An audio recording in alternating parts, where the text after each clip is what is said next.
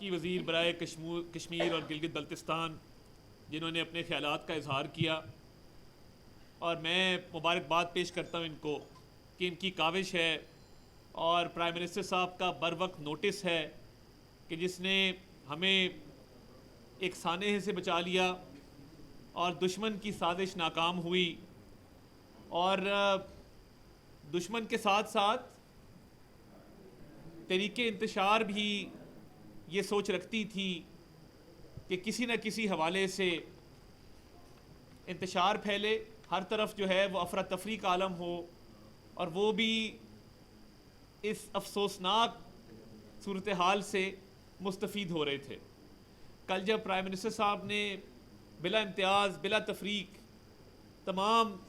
جو اتحادی جماعتیں ہیں، تمام سٹیک ہولڈرز کو بلایا اور ان کی آراء کو سنا، یہی حکومتوں کا کام ہوتا ہے کہ جب زخم پہ مرہم رکھی جائے اور معاملات کو حل کیا جائے۔ تو میں سمجھتا ہوں کہ کل بڑی سیر حاصل گفتگو ہوئی۔ کل کے اجلاس میں وزیر اعظم آزاد کشمیر بھی شریک تھے، تمام سیاسی قیادت موجود تھی، وفاقی وزراء موجود تھے، وفاق کے اعلیٰ عہدیداران موجود تھے، اتحادی جماعتوں کے زعماء موجود تھے۔ تو آپ دیکھیے کہ ایک تو بر وقت اس ساری صورتحال کا نوٹس لیا گیا، اس کے ساتھ ساتھ اس کے حل کے لیے فوری اقدامات کیے گئے۔ یہ ہوتی ہے فیصلہ سازی، کہ اجلاس کے اندر یہ فیصلہ کر لیا گیا کہ 23 ارب کی رقم جو ہے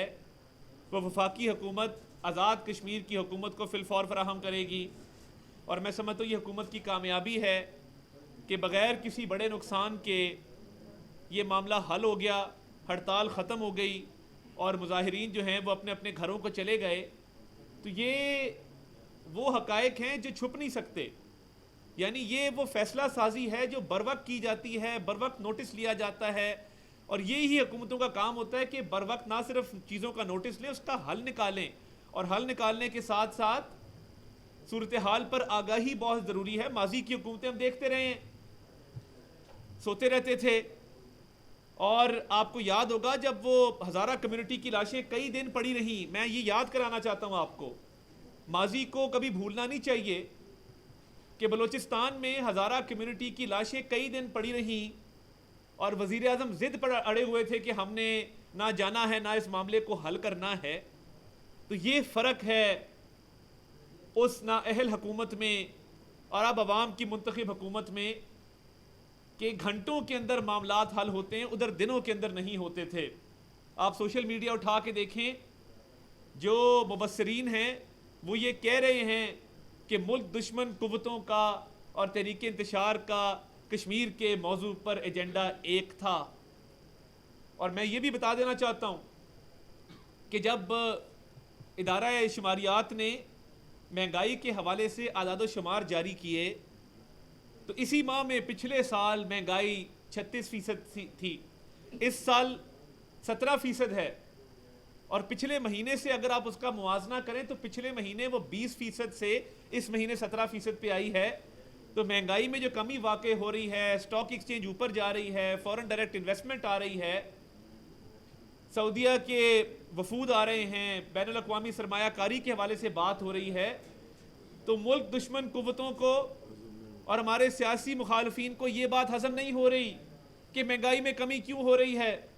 ان کو یہ بات ہضم نہیں ہو رہی کہ روز بروز سٹاک مارکیٹ اوپر کیوں جا رہی ہے، ان کو یہ بات ہضم نہیں ہو رہی کہ بین الاقوامی عالمی جو جریدے ہیں مالیاتی، وہ روز بروز پاکستان کے حوالے سے، پاکستان کی معیشت کے حوالے سے مثبت باتیں کیوں کر رہے ہیں، ان کو یہ بات ہضم نہیں ہو رہی کہ بین الاقوامی سطح پہ جو مالیاتی ادارے ہیں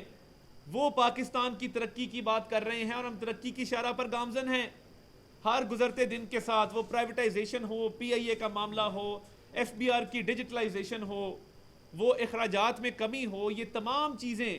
جو وزیر اعظم صاحب نے خصوصی طور پہ ایک پروگرام مرتب دیا ہے، اور بین الاقوامی سطح پہ پاکستان کی ساکھ بحال ہو رہی ہے، غیر ملکی وفود آ رہے ہیں، تو یہ تمام باتیں جب ہضم نہیں ہوتی تو پھر گھر کے اندر جو ہے وہ سازش کی جاتی ہے۔ تو یہ سازش ناکام ہوئی ہے، اور ہم نے دشمن کو پسپا ہونے پر مجبور کیا ہے، اور سیاسی مخالفین جو ملک دشمن ایجنڈا لے کر چل رہے تھے، ان کو بھی ناموشی ہوئی ہے، ان کو بھی مایوسی ہوئی ہے، اور ہم بتا دینا چاہتے ہیں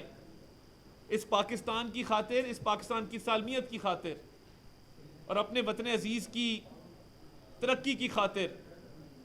ہر قدم انشاءاللہ تعالیٰ اٹھائیں گے اور یہ سازشیں کامیاب نہیں ہونے دیں گے۔ بہت بڑا دن ہے آج، میں سمجھتا ہوں کہ ہم نے ایک بہت بڑے سہانے سے ملک کو بچایا ہے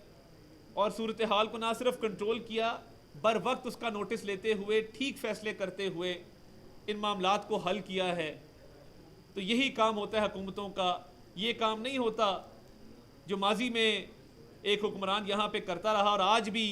کبھی جیل سے ایک بیان دیتا ہے کبھی دوسرا دیتا ہے۔ جواب تو دینا چاہیے 190 ملین پاؤنڈ کی کرپشن کا، جواب تو دینا چاہیے آپ کو توشہ خانہ کا اور سائفر کا۔ کبھی کہتا ہے میں آئی ایم ایف کو لیٹر لکھ رہا ہوں، کبھی کہتا ہے میں آرمی چیف کو لیٹر لکھ رہا ہوں۔ او بھائی آپ کی حیثیت کیا ہے؟ اللہ تعالیٰ سے ڈرنا چاہیے۔ آپ ایک قیدی ہیں، سزا یافتہ مجرم ہیں، آپ کے اوپر کیسز چل رہے ہیں، تو آپ یہاں پہ کوئی عالمی کسی ادارے کے سیکرٹری جنرل ہیں یا صدر لگے ہوئے ہیں کہ آپ ہر دن کہتے ہیں میں خط لکھنے لگا ہوں؟ نہ آپ کے خط کی وقت ہے، نہ آپ کے کال کی وقت ہے، نہ آپ کے فیل کی وقت ہے، کیونکہ آپ کے کال و فیل میں تضاد رہا ہے اور آپ نے اس ملک کو نقصان پہنچانے کی کوشش کی ہے۔ وہ آئی ایم ایف کا معاملہ ہو، وہ جی ایس پی پلس کا معاملہ ہو، آپ کی ہر سازش ناکام ہوئی اور انشاءاللہ تعالیٰ ہوتی رہے گی۔ کشمیر والی صورتحال پہ میں یہ سمجھتا ہوں کہ اب امن لوٹ آیا ہے، معاملات جو ہیں وہ سلجھ گئے ہیں اور حل کی طرف چلے گئے ہیں۔ انشاءاللہ تعالیٰ کشمیر کے حوالے سے یہ میں بتا دینا چاہتا ہوں کہ